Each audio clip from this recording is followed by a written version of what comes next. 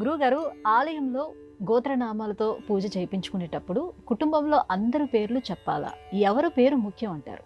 ఆలయాలలో గోత్ర ప్రవరలు చెప్పడం ఎప్పటికీ చర్చనీయాంశమే. చెప్పకూడదు, ధర్మం అంగీకరించదు. మనం చేసే సమస్త కర్మలు 4 విధాలు: నిత్యములు, నైమిత్తికములు, కామ్యకములు, ఇష్టాపూర్తములు అని 4 విధాలు. ఈ 4 విధాలుగా ఉండే కర్మలలో నిత్యములు ఇంట్లో చేసే దేవతార్చన, స్నానం, సంధ్యా, జపో, హోమో, దేవతానాంచ పూజనం, ఆతిథ్యం, వైశ్వదేవంచ, షట్కర్మాణి దినే దినే. ఇవి నిత్యకర్మలు. ఇక్కడ అసలు చెప్పకూడదు. నైమిత్తికములు ఒక నిమిత్తాన్ని ఆధారం చేసుకుని వరలక్ష్మీ వ్రతం, సత్యనారాయణ వ్రతం, మంగళగౌరీ వ్రతం, కేదారీశ్వర వ్రతం ఇలా నైమిత్తికంగా ఆచరించేవి అవుతున్నాయి. వీటిని నిర్వహించే సమయంలో గోత్ర ప్రవరలు చెప్పాలి. కామ్యకములు ఉద్యోగం కావాలి, విదేశాలకు వెళ్ళాలి, సత్సంతానం కలగాలి, ధర్మాన్ని నిలబెట్టే నిమిత్తమై, ప్రపంచానికి శాంతి కలిగే నిమిత్తమై కొన్ని వ్యవహారాలు చేస్తూ ఉంటాం, కర్మలు చేస్తూ ఉంటాం. అవి కామ్యకములైనటువంటివి. ఒక వ్యాధి ప్రబలకుండా నివారణోపాయంగా శాంతి ప్రక్రియలో కొన్నిటిగా ఆచరిస్తూ ఉంటాం, అక్కడ కూడా చెప్పాలి. ఇష్టాపూర్తములు 4వ కర్మ విశేషం. ఇవి యజ్ఞయాగాది క్రతువులు. ఆప్తోర్యామము, శాంతపనము, వాజపేయము, పౌండరీశ్వము, అశ్వమేధము ఇలాంటి మహాయజ్ఞాలన్నీ కూడా ఉంటాయి. వీటికి ఇష్టాపూర్తములు అని పేరు.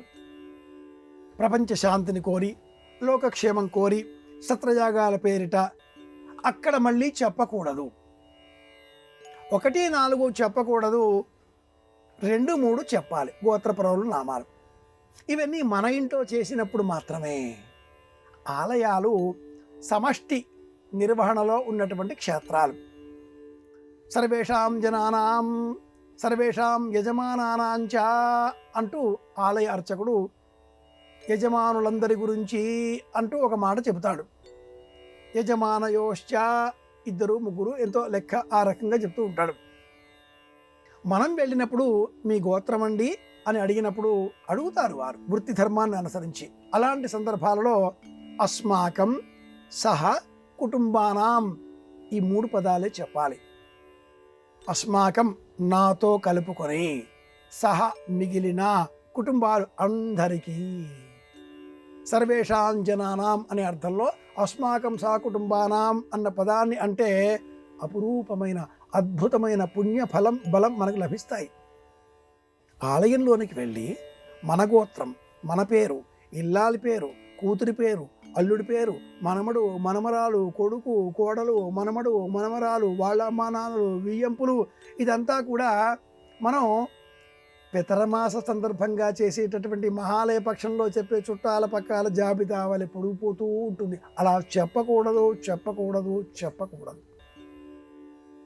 ధర్మపత్ని సమేతస్య ఒకవేళ అథవా చెప్పినా తన పేరు మాత్రమే చెప్పి తన ఇల్లాలి పేరు కూడా చెప్పకుండా ధర్మపత్ని చాలు, సహ కుటుంబానాం అంత సరిపోతుంది, ఒక్క పేరు.